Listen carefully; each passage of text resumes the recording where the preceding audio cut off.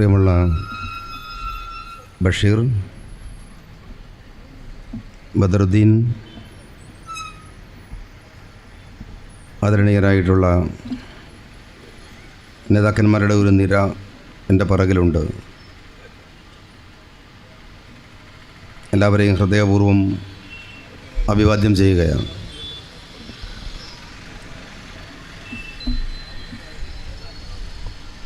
പഞ്ചായത്ത് തെരഞ്ഞെടുപ്പിൽ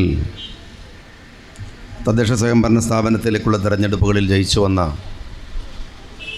പ്രതിനിധികൾക്ക് നൽകുന്ന ഒരു സ്വീകരണ പരിപാടിയാണിത്. കേരളത്തിലെ ഈ തെരഞ്ഞെടുപ്പിൽ പ്രൗഢമായ ഒരു വിജയം കൈവരിക്കാൻ UDFന് സാധിക്കുകയുണ്ടായി.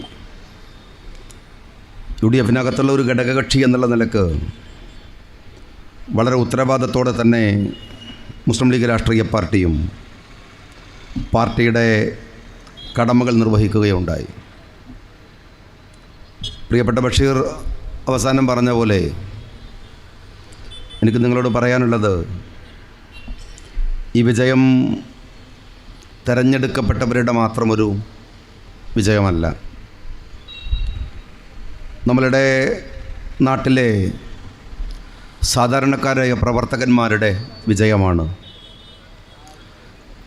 നിങ്ങളുടെ മുൻകാല നേതാക്കന്മാർ ഉണ്ടാക്കിയെടുത്ത വിശ്വാസ്യതക്ക്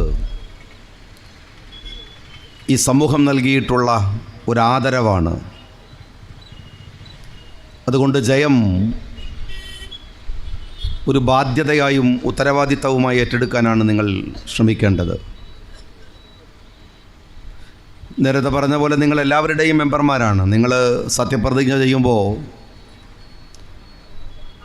UDFൻ്റെ ആളുകളൊക്കെ മഹാഭൂരിപക്ഷവും ദൈവനാമത്തിലാണ് സത്യപ്രതിജ്ഞ ചെയ്തിട്ടുണ്ടാവുക. ദൈവത്തിൻ്റെ നാമത്തിൽ സത്യപ്രതിജ്ഞ ചെയ്യുമ്പോൾ വിശ്വാസി സമൂഹത്തിന് അതിൻ്റെതായ ബാധ്യതയുണ്ട്. നിങ്ങളുടെ ഡിവിഷനിനകത്തുള്ള കോൺസ്റ്റിറ്റ്യുവൻസിക്കകത്തുള്ള എല്ലാവരോടും നീതിപൂർവകമായി പെരുമാറുക എന്നത് നിങ്ങളുടെ മുമ്പിൽ വരുന്ന ഒരു പ്രശ്നത്തിൻ്റെ മെറിറ്റാണ് നിങ്ങളുടെ പ്രശ്നമാവേണ്ടത്. നിങ്ങൾക്ക് വേണ്ടി ഒരുപാട് കാലം നിങ്ങളുടെ കൂടെ നടന്ന് പ്രവർത്തിച്ച ഒരുത്തൻ ഒരു പ്രശ്നവുമായി മുമ്പിൽ വരുന്നുവെങ്കിൽ മറുഭാഗത്തുള്ളത് നിങ്ങളെ തോൽപ്പിക്കാൻ ശ്രമിച്ച ഒരു കക്ഷിയുമാണെങ്കിലും ന്യായം അവൻ്റെ കയ്യിലാണെങ്കിൽ ആ എതിർപക്ഷത്ത് നിന്നവൻ്റെ കൂടെ നിൽക്കുക എന്ന ബാധ്യത നിങ്ങളൊരു ലീഗുകാരൻ എന്ന നിലക്ക് നിർവഹിക്കാനുണ്ട് എന്ന് ഞാൻ നിങ്ങളെ ഓർമ്മിപ്പിക്കുകയാണ്. രണ്ടാമത്തെ കാര്യം, ഒരു പഞ്ചായത്ത് മെമ്പറും ബ്ലോക്കുമൊക്കെ ആകുമ്പോൾ ഒരുപക്ഷെ ഒരു MLAയേക്കാൾ കൂടുതൽ ആളുകൾ ആ പ്രദേശത്തെ ആളുകൾ പ്രതീക്ഷിക്കുന്ന, അവൻ്റെ സങ്കടങ്ങൾ പറയുന്ന, അവൻ്റെ പ്രയാസങ്ങൾ പറയുന്ന, അവൻ്റെ ഏറ്റവും ഹൃദയത്തോട് ചേർന്ന് നിൽക്കുന്ന ഒരാളായിരിക്കും നിങ്ങൾ. നിങ്ങളോടായിരിക്കും അവൻ്റെ വിഷമങ്ങളും പ്രയാസങ്ങളും പറയുക. നിങ്ങൾക്കതെല്ലാം പരിഹരിച്ചു കൊടുക്കാൻ കഴിയണമെന്നില്ല. പക്ഷേ അവർ പറയുന്നതൊക്കെയും നിങ്ങൾ കേൾക്കണം. അവരുടെ പ്രയാസങ്ങളുടെ കൂടെ ഉണ്ടാകുമെന്ന് നിങ്ങൾ ഉറപ്പ് കൊടുക്കണം. ദുർബലരായ മനുഷ്യരെ കേൾക്കുക എന്നത് ചെറിയ കാര്യമല്ല. ഒരു കാര്യം ഞാൻ എൻ്റെ പ്രിയപ്പെട്ട സഹപ്രവർത്തകന്മാരോട് പറയുന്നത്, നിങ്ങളുടെ വാർഡിൽ സാന്നിധ്യം കൊണ്ട് അറിയിക്കാൻ കഴിയാതെ പോയ കുറേ ആളുകൾ ഉണ്ടാവാം. ബെഡ് റിഡനായ ആളുകൾ ഉണ്ടാവാം. അവർക്ക് പോളിംഗ് ബൂത്തിൽ നിങ്ങൾക്ക് വോട്ട് ചെയ്യാൻ വരാൻ കഴിഞ്ഞിട്ടുണ്ടാവില്ല. നിങ്ങളുടെ വാർഡിൽ മെൻ്റലി ഡിഫറൻ്റ്ലി ഏബിൾ ആയിട്ടുള്ള ആളുകൾ ഉണ്ടാവും. ഓട്ടിസം ബാധിച്ച കുട്ടികളുണ്ടാകും. അങ്ങനെ ദുർബല വിഭാഗങ്ങളായി പ്രയാസങ്ങൾ അനുഭവിക്കുന്ന പലരും ഉണ്ടാകും. അവരെക്കുറിച്ചുള്ള കൃത്യമായ കണക്കുകൾ നിങ്ങളുടെ കയ്യിലുണ്ടാവണം. എത്ര പേരുണ്ട്, എവിടെയാണ്? നാട്ടിലെ സമ്പന്നന്മാരുടെ കണക്ക് മാത്രം സൂക്ഷിക്കേണ്ടവരല്ല മെമ്പർമാർ. ഏറ്റവും താഴെ തട്ടിലുള്ളവൻ്റെ കൂടെ അവൻ്റെ ഒരു വിളിപ്പുറത്ത് നിൽക്കുന്നവനായി നിങ്ങൾ ഉണ്ടാവണം. സാദിഖ് അലി തങ്ങൾ കഴിഞ്ഞ ആഴ്ചയിൽ കൊല്ലത്ത് പറയുകയുണ്ടായി, നമ്മുടെ രാഷ്ട്രത്തിൻ്റെ എക്കാലത്തെയും സ്വപ്നവും ലോകത്തിൻ്റെ മുമ്പിൽ ഇന്ത്യ അഭിമാനത്തോടെ ഉയർത്തിപ്പിടിക്കുകയും ചെയ്യുന്ന ബാപ്പുജിയുടെ സ്വപ്നമാണ് യഥാർത്ഥത്തിൽ ഗ്രാമസ്വരാജ് എന്ന് പറയുന്നത്. ഗ്രാമങ്ങൾക്ക് ശക്തി ഉണ്ടാവുക എന്നത് ഗാന്ധിജി കണ്ട ഒരു സ്വപ്നമാണ്. പണ്ഡിറ്റ് ജവഹർലാൽ നെഹ്റുവിന് ഓഗസ്റ്റ് 15 തന്നെ എഴുതി കൊടുത്തയക്കുന്ന കത്തിൽ ഗാന്ധിജി പറയുന്നുണ്ട്, ഡൽഹിയിൽ വെച്ച് നിങ്ങളെടുക്കുന്ന ഒരു തീരുമാനം നാട്ടിൻ പുറത്തെ ഒരു സാധാരണ മനുഷ്യനെ ബാധിക്കുന്നു എന്ന ഓർമ്മ നിങ്ങൾക്കുണ്ടാകണം. നഗരങ്ങൾ കീഴടക്കുന്ന വികസനങ്ങൾ മാത്രമല്ല, ഗ്രാമങ്ങളിലെ മനുഷ്യൻ്റെ തുടിപ്പ് കൂടെ അറിയുന്ന വികസനങ്ങളാവണമത്. അവനെ കൂടെ ഉൾക്കൊള്ളുന്ന രാഷ്ട്രീയം ആണ് ഗ്രാമസ്വരാജ് എന്ന് ഗാന്ധിജി സ്വപ്നം കണ്ടിരുന്നത്. അവർക്ക് വേണ്ടിയാണ് പദ്ധതികൾ ഉണ്ടാവേണ്ടത്. ഒരു കാര്യം യാഥാർത്ഥ്യമുണ്ട്, ഞാനൊക്കെ പഞ്ചായത്ത് ബോർഡ് പ്രസിഡൻ്റായതാണ് വളരെ നേരത്തെ തന്നെ. പഞ്ചായത്തുകൾക്ക് ഒരു അധികാരത്തിൻ്റെ ശക്തി ഉണ്ടായിരുന്നു. കേരളത്തിൽ അതിൻ്റെ കരുത്ത് കൊണ്ടുവന്നത് നിങ്ങളുടെ കാസർഗോട്ടുകാരനായ CT അഹമ്മദ് അലി സാഹിബ് എന്ന് പറയുന്ന നമ്മുടെ നേതാവാണ്. കേരള നിയമസഭ കണ്ട ഏറ്റവും ദൈർഘ്യമേറിയ ബില്ല് നട്ടപ്പാതിരക്കും നിയമസഭ തുറന്നു വെച്ച് ചർച്ച ചെയ്തത്, ആ ബില്ലിനെ പൈലറ്റ് ചെയ്തത് CT അഹമ്മദ് അലി സാഹിബാണ്. പഞ്ചായത്ത് രാജ് ബില്ല്. ആ ബില്ല് കൊണ്ടുവന്നിട്ട് ഒരുപാട് അധികാരങ്ങൾ നിങ്ങൾക്ക് കിട്ടിയിട്ടുണ്ട്, എനിക്ക് ഓർമ്മയുണ്ട്. പക്ഷെ അതൊക്കെ എടുക്കപ്പെട്ടു. നമ്മുടെ ഗ്രാമപഞ്ചായത്തിൽ ഒരു കള്ളുഷാപ്പ് വേണ്ടെന്ന് പറയാൻ, ഒരു ബീവറേജസ് ഔട്ട്ലെറ്റ് വേണ്ടെന്ന് പറയാൻ ഇപ്പോൾ നമുക്ക് അധികാരമില്ല. നമ്മുടെ നാട്ടിൽ നമ്മുടെ ഗ്രാമപ്രദേശങ്ങളിൽ ഉള്ള പഞ്ചായത്തിലെ ആനുകൂല്യങ്ങൾ സാധാരണക്കാരൻ്റെ കൈകളിൽ എത്തിച്ചു കൊടുക്കുന്ന ഒരു വെൽഫെയർ കാഴ്ചപ്പാടിനെ നമ്മുടെ പഞ്ചായത്തുകൾക്ക് അധികാരമില്ലാതെ പോയി. നിങ്ങളുടെ നാട്ടിൽ ഒരു അറവ് മാലിന്യ കേന്ദ്രമുണ്ടായാൽ അത് നാട്ടുകാർക്ക് ബുദ്ധിമുട്ടാണെങ്കിൽ വേണ്ടെന്ന് പറയാൻ പഞ്ചായത്തുകൾക്കും മുനിസിപ്പാലിറ്റികൾക്കും അധികാരമില്ലാതെയായി. പക്ഷെ ഒരു കാര്യം ഞാൻ നിങ്ങൾക്ക് ഉറപ്പ് തരുന്നു, ഈ തെരഞ്ഞെടുപ്പിൽ നിങ്ങൾ ജയിച്ചു വന്നതിൻ്റെ ആത്മവിശ്വാസത്തോടെ തന്നെ ഞാൻ പറയട്ടെ, ആ അധികാരങ്ങൾ നിങ്ങളുടെ കൈകളിലേക്ക് തിരിച്ചു തരാൻ ഏതാനും മാസങ്ങൾക്കകം അനന്തപുരിയിൽ ഒരു ഭരണകൂടം വരുമെന്ന് ഞാൻ നിങ്ങളോട് ഉറപ്പ് പറയുന്നു. പഞ്ചായത്തുകൾക്ക് അതിൻ്റെ അവകാശങ്ങൾ തിരിച്ചു കൊടുക്കേണ്ടതുണ്ട്. അത് തിരിച്ചു കൊടുക്കുക എന്നത് നമ്മുടെ ബാധ്യതയുമാണ്. ഇത്തരത്തിൽ ഒരുപാട് പ്രശ്നങ്ങൾ കേരളത്തിൽ നിർവഹിക്കാൻ നമുക്കുണ്ട്. ഓർത്തു നോക്കൂ, നിങ്ങൾ ഒരു ഭരണം നടക്കുകയാണ് നമ്മുടെ നാട്ടിൽ. എത്രമേൽ അപകടകരമായിട്ടാണത് മുന്നോട്ട് പോകുന്നത്, എത്രമേൽ പ്രയാസകരമാണ്. ഏകാധിപത്യത്തിൻ്റെ, അഹങ്കാരത്തിൻ്റെ, ഇതെല്ലാം മറക്കാനുള്ള PR വർക്കുകളുടെ ഒരു ബഹളമാണ് നടക്കുന്നത്. ഈ ബഹളങ്ങളെ മറക്കാൻ നിങ്ങൾ ശ്രമിക്കുന്നുണ്ട്. ഞാൻ എൻ്റെ പ്രസംഗം കേൾക്കുന്ന ഇടതുപക്ഷക്കാരനുണ്ടെങ്കിൽ ഞാൻ സ്നേഹപൂർവ്വം നിങ്ങളോട് ചോദിക്കട്ടെ, നിങ്ങൾ മറക്കാൻ ശ്രമിക്കുന്നത് ആളുകളുടെ മുമ്പിൽ മുറം വച്ച് സൂര്യൻ്റെ വെളിച്ചം മറക്കുന്നത് പോലെ മറക്കാൻ ശ്രമിപ്പിക്കുന്ന കുറേ കാര്യങ്ങളുണ്ടല്ലോ. ലീഗിനെ തെറി പറയാം, ഷാജിയെ തെറി പറയാം, ആക്ഷേപിക്കാം, VD സതീശനെ ആക്ഷേപിക്കാം, ഒക്കെ ശരി. പക്ഷെ നിങ്ങൾ മറക്കാൻ ശ്രമിക്കുന്നത് എന്താണ് അറിയാമോ നിങ്ങൾക്ക്? കേരളത്തിലെ ഈ ഭരണത്തിൻ്റെ ഏകാധിപത്യം, കേരളത്തിലെ ഗവൺമെൻറ് കേരളം കണ്ടിട്ടുള്ള ഏറ്റവും വലിയ പോലീസ് രാജ് നടന്നത് ഈ 10 വർഷക്കാലത്തിനിടയിലാണ്. അറിയില്ലേ നിങ്ങൾക്ക്? സഖാക്കളെ, ലീഗുകാരൻ്റെ കാര്യമല്ല, കോൺഗ്രസ്സുകാരൻ്റെ കാര്യമല്ല. നിങ്ങൾ 8 നക്സലൈറ്റുകളെയാണ് വെടിവെച്ച് കൊന്നത്. നക്സലൈറ്റുകൾ ശരിയാണോ തെറ്റാണോ എന്ന വിഷയമല്ലല്ലോ ചർച്ച. ഇത് ജനാധിപത്യ രാജ്യമല്ലേ? അവൻ്റെ നിലപാടുകൾ തെറ്റാണെങ്കിൽ ശിക്ഷിക്കേണ്ടത് അവൻ ഓടിപ്പോകുന്ന വഴിക്ക് തലക്ക് പിറകിൽ വെടിവെച്ച് കൊല്ലലാണോ? 8 നക്സലൈറ്റുകളെ കൊന്നു. കേരളത്തിൻ്റെ മുഖ്യമന്ത്രി പിടിക്കുന്ന ചുവന്ന കൊടി തന്നെയല്ലേ അവരും പിടിക്കുന്നത്? കേരളത്തിൻ്റെ മുഖ്യമന്ത്രി മിനിഞ്ഞാന്ന് ഫേസ്ബുക്കിൽ എഴുതിയ കാൾ മാർക്സിൻ്റെയും എംഗൽസിൻ്റെയും ആദർശം തന്നെയല്ലേ അവരും വിളിക്കുന്നത്? അവരെയല്ലേ നിങ്ങൾ കൊന്നുകളഞ്ഞത്? ഈ കേരളം മറക്കേണ്ടത് ആ 8 മനുഷ്യനെ വെടിവെച്ച് കൊന്ന ഗവൺമെൻറ്റിനെയാണോ? ഞാൻ ചോദിക്കട്ടെ, UAPA നരേന്ദ്രമോദിയുടെ ഗവൺമെൻറ്റിൻ്റെ ഏറ്റവും ജനവിരുദ്ധമായ സമീപനമാണ് എന്ന് നമ്മൾ പറയുന്നില്ലേ? നിയമമാണ് എന്ന്, കരിനിയമം എന്നല്ലേ പറയുന്നത്? കണ്ണൂരിലെ പാർട്ടിയുടെ നേതാവ് പി ജയരാജൻ വിളിച്ച UAPA യോഗത്തിൽ, വിരുദ്ധ യോഗത്തിൽ ഞാൻ സംസാരിച്ചിട്ടുണ്ട്. അദ്ദേഹം സംഘടിപ്പിച്ച യോഗത്തിൽ ഞാൻ ചോദിക്കട്ടെ, UAPA കേരളത്തിൽ എത്ര പേര് ഇപ്പോഴും ജയിലിലുണ്ട്? അലനെയും താഹയെയും മറക്കണോ? മലയാളി അലനും താഹയും MSF ആണോ? KSU ആണോ? അല്ലല്ലോ. ഇടതുപക്ഷ പ്രസ്ഥാനങ്ങളിലൂടെ വളർന്നു വന്നവരല്ലേ അലനും താഹയും. അവൻ്റെ വാപ്പയുടെ, അവൻ്റെ അച്ഛൻ്റെ രാഷ്ട്രീയമെന്ന് പറയുന്നത് UDF ആണോ? കോൺഗ്രസ് ആണോ? അല്ലല്ലോ. അതും ഇടതുപക്ഷമല്ലേ. ആ UAPയുടെ പേരിൽ എത്ര പേർ ജയിലിലുണ്ട്? സമൂഹ മാധ്യമങ്ങളിൽ പോസ്റ്റ് ചെയ്തതിന് മറ്റൊരു സംസ്ഥാനത്തുണ്ടാവില്ല കേരളത്തിൽ അറസ്റ്റ് ചെയ്തതുപോലെ. മസ്കറ്റിൽ ജോലി ചെയ്യുന്നതിനെ പോലും അവിടുന്ന് പിടിച്ചിറക്കി കേരളത്തിൻ്റെ ജയിലിലേക്ക് കൊണ്ടുവന്നിട്ടുണ്ട് മുഖ്യമന്ത്രിയെ ആക്ഷേപിച്ചതിൻ്റെ പേരിൽ. ഏതെല്ലാം മേഖലകളിൽ? കേരളത്തിൻ്റെ സാമ്പത്തിക സ്ഥിതി എന്താണ്? ഞാൻ ദീർഘമായി സംസാരിക്കാൻ താല്പര്യമില്ലാത്തത് കൊണ്ട് ഓടിച്ചു പറയുകയാണ്. ഈ രാജ്യത്തിൻ്റെ സാമ്പത്തിക സ്ഥിതി എന്താണ്? കടബാധ്യത കൊണ്ട് നമ്മൾ വീർപ്പുമുട്ടുകയാണ്. കടുത്ത പ്രയാസമാണ്. നിങ്ങൾ നരേന്ദ്രമോദി നിങ്ങൾക്ക് അധികരിപ്പിക്കുന്ന പെട്രോളിയം ഉൽപ്പന്നങ്ങളുടെ വില 10 റുപ്യ ഇളവ് തരാതെ പിണറായി വിജയൻ അതുപോലെ വാങ്ങി വെക്കുന്നുണ്ട്. 10 കൊല്ലമായി. ഉമ്മൻചാണ്ടി വാങ്ങിയിരുന്നില്ല. DK ശിവകുമാറോ അല്ലെങ്കിൽ കർണാടകയിലെ മുഖ്യമന്ത്രി സിദ്ധരാമയ്യയോ വാങ്ങുന്നില്ല. തമിഴ്നാട്ടിലെ സ്റ്റാലിൻ വാങ്ങുന്നില്ല. പക്ഷെ 10 കൊല്ലമായിട്ടും നിങ്ങൾ വാങ്ങുന്നുണ്ട്. കിട്ടാവുന്ന ടാക്സുകൾ മുഴുവൻ വർദ്ധിപ്പിച്ചിട്ടുണ്ട്. കാഞ്ഞങ്ങാട് നഗരത്തിലാണ് ഞാൻ സംസാരിക്കുന്നത്. ഈ നഗരസഭയിൽ അകത്തു നിൽക്കുന്ന ഇവിടുത്തെ കച്ചവടക്കാരോട് ചോദിക്കട്ടെ, നിങ്ങളുടെ ടാക്സ് എത്ര വർദ്ധിപ്പിച്ചു? കടകളുടെ, വീടുകളുടെ, തൊഴിലുകളുടെ ഏതു ടാക്സാണ് വർദ്ധിപ്പിക്കാത്തത്? ഇതൊക്കെയും പിടിഞ്ഞെടുത്തിട്ടും എന്താണ് കേരളം കടത്തിലേക്ക് പോകുന്നത് എന്ന് നിങ്ങൾ ചിന്തിച്ചിട്ടുണ്ടോ? ശമ്പളം കൊടുക്കാൻ പൈസ കടം വാങ്ങണം, പെൻഷൻ കൊടുക്കാൻ പൈസ കടം വാങ്ങണം. ഞാൻ CPMകാരോട് സ്നേഹപൂർവ്വം ചോദിക്കട്ടെ, ഒരു രാജ്യത്തിലെ ഏറ്റവും ഐക്കണെന്ന് പറയാവുന്ന ചില കാര്യങ്ങളുണ്ട്. ഒരു വെൽഫെയർ സ്റ്റേറ്റ് എന്ന നിലക്ക് നിങ്ങൾ എങ്ങനെയാണ് ഒരു രാജ്യത്തെ വിലയിരുത്തുന്നത്?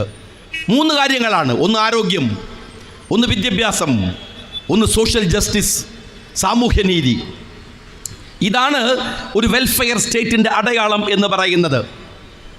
കേരളത്തിൽ വിദ്യാഭ്യാസത്തിൻ്റെ സ്ഥിതി എന്താണ്? ഞാനത് LDFൻ്റെ 10 കൊല്ലത്തെ മാത്രം പ്രശ്നമെന്ന് പറയുന്നില്ല. ഞാൻ അങ്ങനെ പറഞ്ഞ് ആക്ഷേപിക്കാൻ ശ്രമിക്കുന്നില്ല. പക്ഷെ നിങ്ങളതിൻ്റെ തോത് വർദ്ധിപ്പിച്ചു. വിദ്യാഭ്യാസത്തിൻ്റെ രംഗത്ത് നിന്ന് സർവീസിനെ ഒഴിവാക്കി. ഈ കാഞ്ഞങ്ങാടിൻ്റെ സകല കടയുടെയും മുകളിൽ വിദ്യാഭ്യാസ സ്ഥാപനങ്ങൾ വന്നുകൂടി. അണയുടെ സ്ഥാപനങ്ങളാണ്. കേരളത്തിലെ ഏറ്റവും വലിയ വ്യവസായം എന്ന് പറയുന്നത് വിദ്യാഭ്യാസമാക്കി മാറ്റി. ഒരു ഇടതുപക്ഷ സർക്കാർ അന്താരാഷ്ട്ര യൂണിവേഴ്സിറ്റികൾക്ക്, കേരളത്തിലേക്ക് സ്വാശ്രയ യൂണിവേഴ്സിറ്റികൾക്ക് നിങ്ങൾ പരവതാനി വിരിച്ചു കൊടുത്തു. നമ്മുടെ കുട്ടികളൊക്കെ രാജ്യം വിടുകയാണ്. ഏത് കുട്ടികൾക്കാണ് ഞാൻ ചോദിക്കുന്നത്? നിങ്ങൾ ഇവിടെ ഈ കാഞ്ഞങ്ങാടങ്ങാടിയിൽ വിദേശത്തേക്ക് പഠിക്കാൻ പോകാൻ സഹായം ചെയ്തു കൊടുക്കുന്ന ട്രാവൽ രീതിയിലുള്ള എത്ര ഇൻസ്റ്റിറ്റ്യൂഷനുണ്ട്? എത്ര എണ്ണമുണ്ട്? എത്ര കുട്ടികൾ ഇത്തവണ ജർമ്മനിയിലേക്ക് പോയി എന്ന് നിങ്ങൾക്കറിയുമോ? UK പോയി എന്നറിയുമോ? അമേരിക്കയിലേക്ക് പോയി എന്ന് നിങ്ങൾക്കറിയുമോ? പഠിക്കാൻ കുട്ടികൾക്ക് താല്പര്യമില്ലാത്ത വിധം കേരളത്തിൻ്റെ വിദ്യാഭ്യാസ രംഗത്തിൻ്റെ സർവീസിനെ നിങ്ങൾ എടുത്തു കളഞ്ഞു. 82,000 സീറ്റ് യൂണിവേഴ്സിറ്റികളിൽ ഒഴിഞ്ഞു കിടക്കുന്നു. ഞാൻ വെറുതെ പറയുന്നതല്ല. 82,000 സീറ്റുകൾ കേരളത്തിലെ യൂണിവേഴ്സിറ്റികളിൽ ഒഴിഞ്ഞു കിടക്കുന്നു. ആ കോഴ്സുകളിലേക്ക് വരാൻ ആളുകൾ വരണില്ല. എൻ്റെ സഖാക്കളെ, നിങ്ങൾ പഴയ പോസ്റ്റുകൾ എടുത്ത് പരിശോധിക്കണം. നിങ്ങൾ കേരളത്തെ താരതമ്യം ചെയ്തത് സ്കാൻഡിനേവിയൻ കൺട്രികളോടാണ്, സ്കാൻഡിനേവിയൻ രാജ്യങ്ങളോടാണ്. ഈ രാജ്യം പുരോഗമിക്കണം, മുന്നോട്ട് പോകണം. ഏതുപോലെ? സ്കാൻഡിനേവിയൻ രാജ്യങ്ങളെപ്പോലെ. എന്നാൽ സഖാവ് പിണറായി വിജയൻ കഴിഞ്ഞ നിയമസഭയിൽ പറയുന്നത് നിങ്ങൾ ആന്ധ്ര നോക്കൂ എന്നാണ്, നിങ്ങൾ തമിഴ്നാട് നോക്കൂ എന്നാണ്, നിങ്ങൾ കർണാടക നോക്കൂ എന്നാണ്. അതിനേക്കാൾ ഭേദമല്ലേ കേരളം? എന്താണ് താരതമ്യ പഠനത്തിൽ പോലും? കേരളത്തിൻ്റെ ബഹുമാന്യനായ മുഖ്യമന്ത്രിയോട് സ്നേഹപൂർവ്വം ഞാൻ ചോദിക്കട്ടെ, നിങ്ങൾക്കറിയുമോ കേരള യൂണിവേഴ്സിറ്റി വരുമ്പോൾ ആൽബർട്ട് ഐൻസ്റ്റീനിന് കത്തെഴുതി ഈ മലയാളം. നിങ്ങൾ കേരള യൂണിവേഴ്സിറ്റിയിൽ പോയാൽ ആൽബർട്ട് ഐൻസ്റ്റീൻ്റെ കത്തുണ്ട് അവിടെ. മറുപടി കത്ത്. ക്ഷമിക്കണം, എനിക്ക് വരാനാവില്ല. ഓർത്തു നോക്കൂ നിങ്ങൾ. ആൽബർട്ട് ഐൻസ്റ്റീന് കത്തെഴുതിയിട്ട് ഞങ്ങളുടെ യൂണിവേഴ്സിറ്റിയുടെ VC ആവണമെന്ന് പറയാൻ ഒരു സ്റ്റേറ്റ് ആഗ്രഹിക്കുക, ധൈര്യമുണ്ടാവുക. ആ നാടാണ് നമ്മുടെ കേരളം. സ്വപ്നങ്ങൾ വലുതായിരുന്നു. എത്ര വലിയ സ്വപ്നമായിരുന്നു നമുക്കുണ്ടായിരുന്നത്. നമ്മൾ പറഞ്ഞു ലോകത്തിലെ ഏറ്റവും മികച്ച വിദ്യാഭ്യാസ സ്ഥാപനങ്ങളുടെ കേന്ദ്രമായി ഈ കേരളത്തെ മാറ്റും. പഠിക്കാൻ വേണ്ടി സ്കാൻഡിനേവിയൻ കൺട്രികളിലേക്ക് പോകുന്നവന് തത്തുല്യമായ പഠനം ഇവിടെ ഉണ്ടാവും. ഉണ്ടായോ സ്നേഹമുള്ളവരെ? 10 കൊല്ലത്തിനിടയിൽ കേരളത്തിലെ വിദ്യാഭ്യാസ സ്ഥാപനങ്ങളുടെ റേറ്റിംഗ് എന്താണ് എന്ന് നിങ്ങളൊന്ന് പരിശോധിച്ച് നോക്ക്. ഒന്ന് പരിശോധിച്ച് നോക്ക് സഖാക്കളെ. നിങ്ങളുടെ മുഖ്യമന്ത്രി മാത്രമല്ല, ഭാര്യ കമല മാത്രമല്ല, മക്കൾ മാത്രമല്ല, പേരക്കുട്ടിയെ കൂടി കൂട്ടിയിട്ട് കേരളത്തിൻ്റെ മുഖ്യമന്ത്രി നടത്തിയ വിദേശ യാത്രകൾ എത്രയാണെന്നറിയോ നിങ്ങൾ? 26 വിദേശ രാജ്യങ്ങളിൽ മുഖ്യമന്ത്രി പോയി. 26 വിദേശ രാജ്യങ്ങളിൽ. അതെന്താ കാര്യം എന്ന് വെച്ചാൽ 2 കൊല്ലം കൊറോണ ആയതുകൊണ്ട് നമ്മൾ രക്ഷപ്പെട്ടു. അല്ലെങ്കിൽ അത് 50 ആകുമായിരുന്നു. 26 വിദേശ രാജ്യങ്ങളിൽ നമ്മുടെ മുഖ്യമന്ത്രി പോയി. ജപ്പാനിൽ, കൊറിയയിൽ, US-ൽ, കാനഡയിൽ. ഇതാ ഞാനിവിടെ നിൽക്കുകയാണ് കാഞ്ഞങ്ങാട് ഇല്ലേ? ഈ സായാഹ്നത്തിൽ ഞാൻ ചോദിക്കട്ടെ സഖാക്കളോട്, ഒരൊറ്റ MOU ഏതെങ്കിലും ഒരു രാജ്യത്തിൻ്റെ വിദേശ സന്ദർശനത്തിന് ശേഷം നിങ്ങളുടെ മുഖ്യമന്ത്രി ഒപ്പിട്ടിട്ടുണ്ടോ? ഞാൻ ഇതുപോലെ ഇവിടുത്തെ സംഘാടകരോട് പറഞ്ഞ് മൈക്ക് കെട്ടിച്ച് മാപ്പ് പറയും നിങ്ങളോട്. നിങ്ങൾ പറയൂ, ഒരൊറ്റ MOU 26 രാജ്യങ്ങൾ, മക്കളും കുടുംബവും പേരക്കുട്ടിയും അടക്കം പരിവാര സമേതം. അതിലറിയോ നിങ്ങൾ, ജപ്പാനിലെ ഒരു ദിവസത്തെ ഉച്ചഭക്ഷണത്തിന് മുഖ്യമന്ത്രിയുടെ കയ്യിൽ നിന്ന് കൊടുത്ത, അല്ലെങ്കിൽ സ്റ്റേറ്റിൻ്റെ ഖജനാവിൽ നിന്ന് കൊടുത്ത പൈസ 2 ലക്ഷം രൂപയാണ്. ആയിക്കോട്ടെ, പരിവാരങ്ങളൊക്കെ ഭക്ഷണം കഴിച്ചിട്ട് 2 ലക്ഷം രൂപ. ഞാൻ ഒരു കണക്ക് പറഞ്ഞു എന്ന് മാത്രം, സമയമില്ല. 26 രാജ്യങ്ങൾ വിസിറ്റ് ചെയ്തിട്ട് 10 റുപ്യയുടെ ഒരു MOU നിങ്ങൾ ഇതുവരെയും ഒപ്പിട്ടിട്ടില്ല.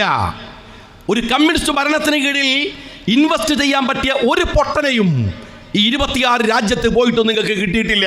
അതാണ് വസ്തുത. ഇവിടെ ഇൻവെസ്റ്റ് ചെയ്യാൻ ഒരാളും വന്നില്ല. ഇന്ന് ഞാൻ നിങ്ങളുടെ മുമ്പിൽ നിൽക്കുന്ന സമയത്ത് നിങ്ങൾ മനസ്സിലാക്കുന്ന ഡാവോസിൽ ഒരു വലിയ സമ്മേളനം നടക്കുകയാണ്. കേരളത്തിൻ്റെ മന്ത്രി രാജീവ്, പരിവാരങ്ങൾ, ചീഫ് സെക്രട്ടറി അവിടേക്ക് പോയത് 10 കോടി രൂപ ചെലവഴിച്ചാണ്. 10 കോടി രൂപ. ഞാൻ ഈ സംസാരിക്കുന്നത് വരുന്ന വഴിയിൽ ഞാൻ കബീറിൻ്റെ കൂടെ വരുമ്പോൾ കാറിൽ നിന്ന് അത് സെർച്ച് ചെയ്യായിരുന്നു. ഈ നിമിഷം വരെ അവിടെ ഒരു പരിഗണന പോലും കിട്ടിയിട്ടില്ല ഡാവോസിൽ. അവിടെ DK ശിവകുമാർ സംസാരിച്ചു. അവിടെ ഒരു വീട് വാടകയ്ക്ക് എടുത്തിട്ട് ഏതൊക്കെയോ ലോക്കൽ ചാനലിൽ തട്ടിക്കൂട്ടിയ അഭിമുഖം വെച്ച് നിങ്ങളുടെയും എൻ്റെയും 10 കോടി രൂപ ചെലവഴിച്ച് ഈ പറയുന്ന മന്ത്രി അവിടെ ആഘോഷിക്കുകയാണ്, അവിടെ പരിഹാസ്യനായിട്ട് നിൽക്കുകയാണ്. എന്തു ഭരണമാണ് നിങ്ങൾക്ക് ഈ രാജ്യത്ത്?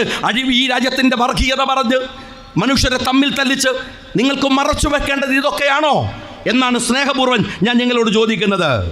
സഖാക്കളെ, അഴിമതി ഞാൻ പറയണോ? അഴിമതിയുടെ കണക്കുകൾ ലൈഫ് മിഷൻ മുതൽ, K-ഫോൺ മുതൽ, K-റെയിൽ മുതൽ, K-ക്യാമറ മുതൽ, സ്വർണ്ണക്കടത്ത് മുതൽ, ഡോളർ കടത്ത് മുതൽ, ശിവശങ്കരൻ ജയിലിൽ പോയത് വഴി എന്തെല്ലാം അഴിമതി. ഇന്ന് ഏഷ്യാനെറ്റിലെ എക്സ്ക്ലൂസീവ് ന്യൂസ് ഉണ്ട്. എന്താണെന്നറിയുമോ? പയ്യന്നൂരിൽ രക്തസാക്ഷിയുടെ പേരിൽ നിങ്ങൾ പിരിച്ചെടുത്ത പണത്തിൻ്റെ 1 കോടിയുടെ തട്ടിപ്പ്. പറയുന്നത് കോൺഗ്രസ് അല്ല, പറയുന്നത് ലീഗുമല്ല, പറയുന്നത് നിങ്ങളുടെ സന്തത സഹചാരിയായ ഒരു CPM നേതാവ്. 1 കോടി രൂപ രക്തസാക്ഷി എന്ന് പറയുന്നത് CPM-ൻ്റെ ഒരു വൈകാരികതയല്ലേ സഖാക്കളെ? ഞാൻ ചോദിക്കട്ടെ, ഈ ഗ്രാമപ്രദേശങ്ങളിൽ, ഈ നഗരപ്രദേശങ്ങളിൽ പാർട്ടിക്ക് വേണ്ടി മുദ്രാവാക്യം വിളിച്ച പാവങ്ങളില്ലേ? അവനോടാണ് എൻ്റെ ചോദ്യം. നീ ഈ കള്ളത്തരത്തിൽ പങ്കില്ലാത്തവനാണ്, ഇതിപ്പോഴെങ്കിലും ശരിയാവും എന്ന് വിചാരിച്ച് മുദ്രാവാക്യം വിളിക്കുന്നവനാണ്. സൈബറിടങ്ങളിൽ വന്നിട്ട് ഞങ്ങളെയൊക്കെയും തെറി വിളിക്കാൻ നിന്റെ പേനയും നിന്റെ നെറ്റും ഉപയോഗിക്കുന്നവനാണ്.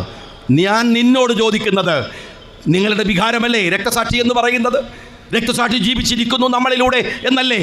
ഇതാ തൊട്ടടുത്ത പയ്യന്നൂരിൽ CPM-ൻ്റെ നേതാവ് ഇന്ന് ടെലിവിഷൻ അഭിമുഖം കൊടുത്തു പറഞ്ഞിരിക്കുന്നു, 1 കോടിയോളം നിർദാക്ഷിണ്യം അവിടുത്തെ നിങ്ങളുടെ നേതാക്കന്മാർ കട്ടെടുത്തു. എൻ്റെ വയനാട് ജില്ലയിലെ ബ്രഹ്മഗിരിയിൽ അതിഭീകരമായ വെട്ടിപ്പുണ്ടാക്കി. ആരോടാണ് പരാതി പറയേണ്ടത്? അതാണ് രസം. ആരോടാണ് പരാതി പറയേണ്ടത്?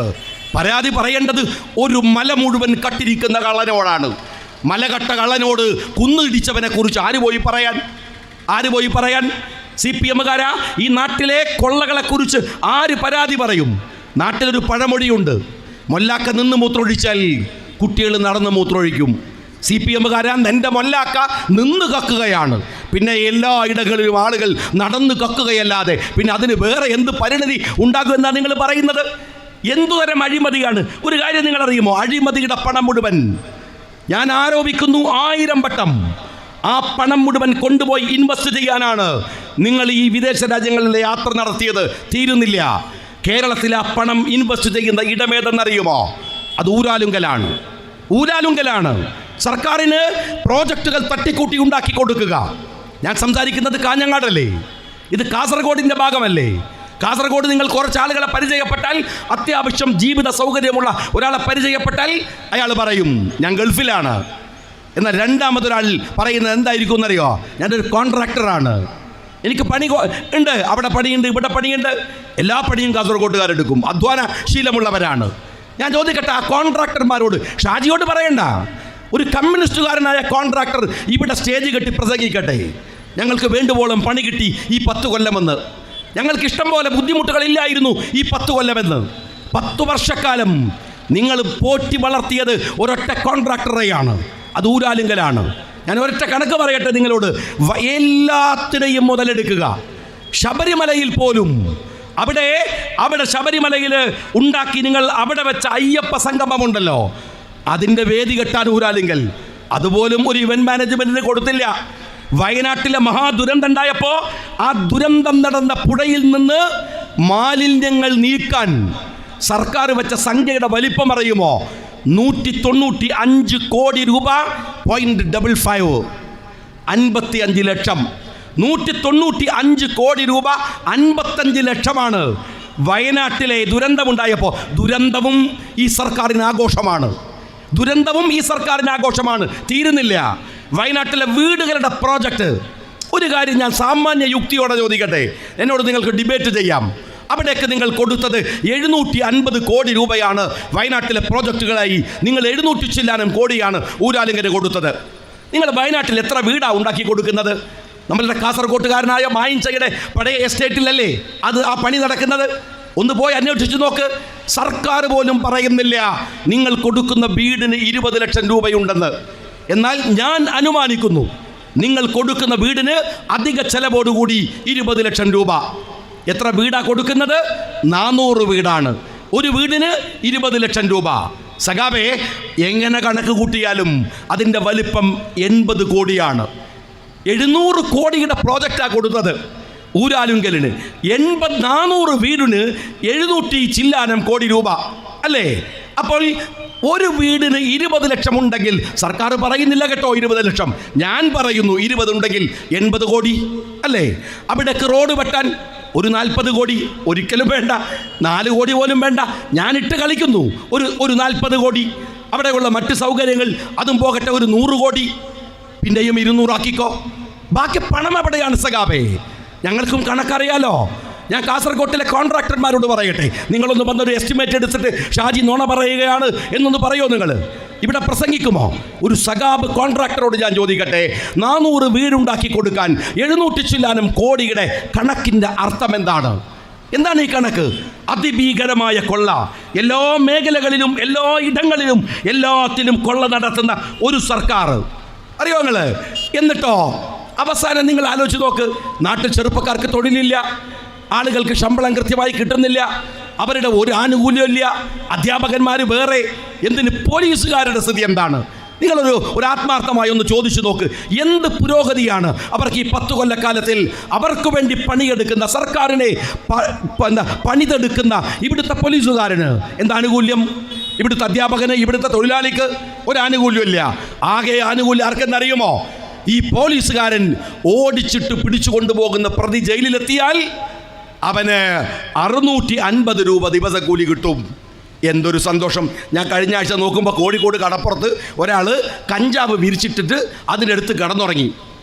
ഉണങ്ങാൻ വെച്ചതെന്നാണ് പറയുന്നത്. പോലീസ് പിടിച്ചിട്ട് പലരും പറഞ്ഞതെന്താ വെച്ചാൽ ഇയാൾ ഇതിൻ്റെ ക്വാളിറ്റി ചെക്ക് ചെയ്യാൻ വേണ്ടി ഒന്ന് തിന്നു നോക്കിയപ്പോൾ ഉറങ്ങിപ്പോയതാണെന്നാണ്. പക്ഷേ സത്യം അതൊന്നുമല്ല. ഇയാൾ അങ്ങനെ മനഃപൂർവ്വം നിന്നതാണ്. എങ്ങനെയെങ്കിലും പോലീസ് പിടിച്ച് ജയിലിലിട്ടാൽ ഇവിടെ കഞ്ചാവ് വിട്ട് ജീവിക്കുന്നത് നല്ലത്. നിങ്ങൾ കണക്കൂട്ടേണ്ട ഒരു കാര്യം എന്താ അറിയോ? നിങ്ങൾ പ്രവാസികൾ പ്രത്യേകിച്ച് കണക്ക് കൂട്ടിക്കോ. 10 കൊല്ലം ജയിലിൽ നിന്നാൽ വീട്ടിലേക്ക് തിരിച്ചു പോകുമ്പോൾ 22 ലക്ഷം രൂപ നിങ്ങൾക്ക് കിട്ടും. ഗൾഫ് പോയി 10 കൊല്ലം നിന്നിട്ട് 22 ലക്ഷം റുപ്യൻ്റെ വീടെടുത്ത എത്ര പാവങ്ങളുണ്ട്? ഒന്ന് ആലോചിച്ച് നോക്കിക്കോ. നിങ്ങൾക്ക് എന്തെല്ലാം ചിലവുണ്ട് അല്ലേ? ഗൾഫിൽ പോയാൽ റൂമിൻ്റെ വാടക കൊടുക്കണം, ജയിലിന് വാടകയില്ല, തിന്നുന്ന ഭക്ഷണത്തിന് പൈസ കൊടുക്കണം, ജയിലിലെ ഭക്ഷണത്തിന് പൈസ ഇല്ല. കുടിക്കുന്ന വെള്ളത്തിന് പൈസ കൊടുക്കണം, ജയിലിലെ വെള്ളത്തിന് പൈസ ഇല്ല. എല്ലാം ഫ്രീ ആണ്, ഭക്ഷണം ഫ്രീ ആണ്, എല്ലാം ഫ്രീ ആണ്. ഇപ്പം പെണ്ണുങ്ങളൊക്കെ ഭർത്താക്കന്മാരോട് പറയുന്നത് ഒന്നുമില്ല, ജയിലിൽ പോയി കിടന്നുകൊണ്ട് ചങ്ങായി 650 രൂപ കിട്ടൂല. എന്താണ് 10 കൊല്ലം കിടന്നാൽ 22 ലക്ഷം രൂപ കിട്ടുക. ഈ പിണറായി വിജയൻ സർക്കാരിൻ്റെ മുമ്പിലാണ് ആശാ വർക്കർമാർ സമരം ചെയ്തത്. കൊടുത്തില്ല, നിങ്ങൾ ആനുകൂല്യം കൊടുത്തില്ല, അധ്യാപകർക്കില്ല, ആർക്കുമില്ല. ഞാൻ ചോദിക്കുന്നത്, ഇപ്പം ഈ എന്താണ് ജൂനിയർ മാൻഡ്രാക്ക് എന്ന് പറഞ്ഞ സിനിമയിൽ ജഗതിയുണ്ട് പോലീസിൻ്റെ മുമ്പിൽ പായ വിരിച്ച് കിടക്കണത്, എന്നൊന്ന് അറസ്റ്റ് ചെയ്യൂ എന്ന് പറഞ്ഞിട്ട്. ഇനിയിപ്പോൾ നാളെ മുതൽ കാണാമോ? അതാണ് ആളുകൾ എന്നൊന്ന് അറസ്റ്റ് ചെയ്യൂ എന്ന് പറഞ്ഞിട്ട് പോലീസുകാരുടെ മുമ്പിൽ കിടക്കേണ്ടി വരും. ആർക്കാണ് സ്നേഹമുള്ളവരെ ആനുകൂല്യമുള്ളത്? ഇതൊക്കെ നിങ്ങൾ കട്ടു, ഞങ്ങൾ വിട്ടു പോട്ടെ, കള്ളന്മാരങ്ങ് കയറിയാൽ അങ്ങനെ തന്നെ സ്വാഭാവികം. എന്നാലും കട്ട് ദൈവത്തെയും മോഷ്ടിച്ചെടുക്കാൻ മാത്രം നിങ്ങൾ വളർന്നു എന്നുള്ളത്. ശബരിമലയിലൊക്കെ കട്ടത് ചെറിയ കേസാണോ? നിങ്ങൾ എങ്ങനെയൊക്കെ പറഞ്ഞിട്ട് എന്താണ്? ഇത് നിങ്ങൾ ചെയ്തതല്ലേ? നിങ്ങളുടെ മുൻ MLA ജയിലിലല്ലേ? നിങ്ങളുടെ ദേവസ്വം ബോർഡ് പ്രസിഡന്റുമാർ ജയിലിലേക്ക് പോവുകയല്ലേ? നിങ്ങൾ കടകംപള്ളിയെ രക്ഷിക്കാൻ വേണ്ടി കളിക്കല്ലേ? ശബരിമല ഒരു വിശ്വാസ പ്രശ്നമല്ലേ സഖാവേ? ഇവിടെ ഈ വർഗീയതൊക്കെ പറയുന്നത് ഇതൊക്കെ മറക്കാനായിരിക്കാം, ശരിയാണ്. പക്ഷെ ശബരിമല ഒരു വലിയ ഇഷ്യൂ അല്ലേ? ഇന്ത്യയിൽ ഏറ്റവും ശക്തിയുള്ള ദൈവം എന്ന് ഈ രാജ്യത്തിലെ ഹിന്ദുമത വിശ്വാസികൾ വിചാരിക്കുന്നത് അയ്യപ്പനെയാണ്. ഇന്ത്യയിലെ മുഴുവൻ ആളുകളും മണ്ഡലകാലമായാൽ ശബരിമലയെ കൊഴുക്കാണ്. റോഡുകളിൽ മുഴുവൻ കാണാങ്ങൾ, നടന്നു പോകുന്നവർ എത്ര പേര്. അത് കേവലം ഒരു ദൈവശക്തിയുടെ മാത്രമല്ല, കഠിന വ്രതം എടുക്കണം, 41 ദിവസത്തെ വ്രതം. എന്നിട്ട് അതിന് എന്താണ് കൃത്യമായ പഞ്ചശുദ്ധി വരുത്തണം. പഞ്ചേന്ദ്രിയങ്ങൾക്ക് അതിൻ്റെ ശക്തിയിൽ അതിനെ നിയന്ത്രിക്കണം. മനസ്സിനെ, ശരീരത്തെ എല്ലാം നിയന്ത്രിച്ച് ശക്തി പ്രാപിച്ച് ആ മനുഷ്യൻ പോവുകയാണ്. മലയാളി എൻ്റെ കൂടെയുള്ള എൻ്റെ സഹപ്രവർത്തകരൊക്കെ മലക്ക് പോയി വന്നിട്ട് എന്നോട് ഈ കാര്യം പ്രസംഗിക്കുമ്പോൾ എന്നോട് പറയും, മലയാളികൾ പോയാലൊക്കെ ചെറിയ പൈസയൊക്കെ ഇടുക, പക്ഷെ ആന്ധ്ര, മഹാരാഷ്ട്ര, കർണാടക ഇവിടെ നിന്നൊക്കെ വരുന്ന വിശ്വാസികൾ സ്വർണ്ണമാല പൊട്ടിച്ചിട്ട് കാണിക്കിടും. അവർക്കറിയില്ലല്ലോ കള്ളൻ്റെ കയ്യിലാണ് ഈ പൊന്ന് കൊടുക്കുന്നത്, ഇവരാണ് ഇത് കൈകാര്യം ചെയ്യുന്നത്. ആ സാധുക്കൾക്ക് അറിയില്ലല്ലോ. അതടിച്ചു മാറ്റില്ലേ നിങ്ങൾ? നമ്മുടെ നാടിനെ വിശ്വസിച്ചിട്ടല്ലേ ആ പാവങ്ങൾ വിശ്വാസത്തിൻ്റെ പേരിൽ ഇവിടെ ദൈവത്തിന് കാണിക്കയിടുന്നത്? ദൈവത്തിൻ്റെ കാണിക്ക അടിച്ചു മാറ്റുന്ന ഒരു വിഭാഗം നിങ്ങൾ മനസ്സിലാക്കണം. എന്നിട്ട് ഇത് മറക്കണം അല്ലേ ജനങ്ങൾ? എൻ്റെ സ്നേഹമുള്ള പഞ്ചായത്ത് മെമ്പർമാരെ, തദ്ദേശ സ്വയംഭരണ സ്ഥാപനങ്ങളിൽ ജയിച്ചവരെ, സഹികെട്ടിട്ടാണ് നിങ്ങൾക്ക് ജനങ്ങൾ വോട്ട് ചെയ്തത്, കേരളം മുഴുക്കെ ജയിപ്പിച്ചത്. കേരളം മുഴുക്കെ ജനങ്ങളുടെ ചോദ്യങ്ങൾക്കാണ് മറുപടി പറയേണ്ടത്. നിങ്ങൾ മറുപടി പറയോ? മറുപടി ഉണ്ടോ? വീട്ടിൽ പോയി പാത്രം കഴിയാൻ തീരോ? MA ബേബി പ്രശ്നം ജനങ്ങളുടെ പ്രശ്നം അതാ. ജനങ്ങളുടെ പ്രശ്നമുണ്ട്. വീട്ടിൽ കയറി ചെല്ലുമ്പോൾ ചോദിക്കണം, അരിയുടെ വില എത്രയാണ്? എത്ര തവണയാണ് ഈ കാഞ്ഞങ്ങാട് അങ്ങാടിയിലെ അരി മാർക്കറ്റിൽ വില കൂടിയത്, സാധാരണ ഇടങ്ങളിൽ വില കൂടിയത്? ഇതൊന്നും നിങ്ങൾ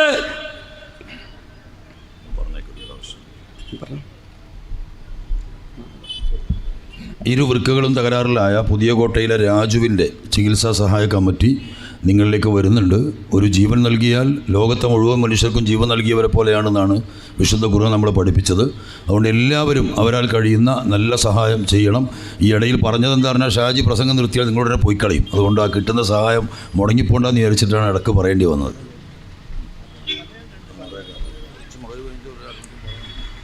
അപ്പോൾ സഹികെട്ട് ജനങ്ങൾ തിരിച്ചടിച്ചതാണ്. ഗൃഹസമ്പർക്കം നടത്തിയാൽ തീരാവുന്നൊരു കാര്യമല്ല.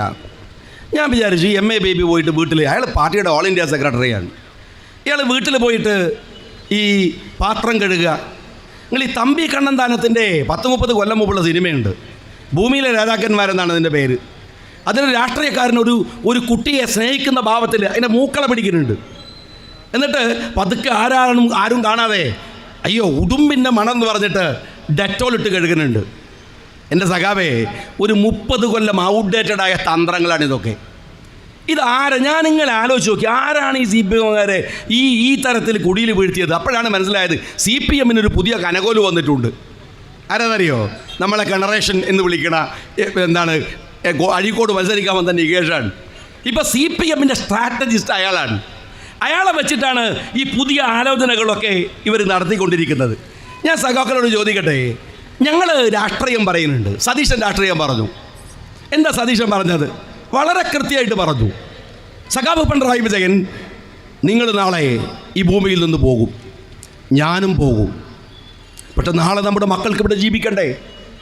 എന്തിനാണ് ഈ വർഗീയത പറയുന്നത്? എന്തിനാ മനുഷ്യരെ തമ്മിൽ തല്ലിക്കുന്നത്? എന്തിനാ ആളുകളെ ഇല്ലാതാക്കാൻ നിങ്ങൾ ശ്രമിക്കുന്നത്? എന്തിനു വേണ്ടിയാണ്? ഞങ്ങൾ പറയുന്ന ആരോപണം ശരിയല്ലേ സഖാക്കളെ? രാംദാസ്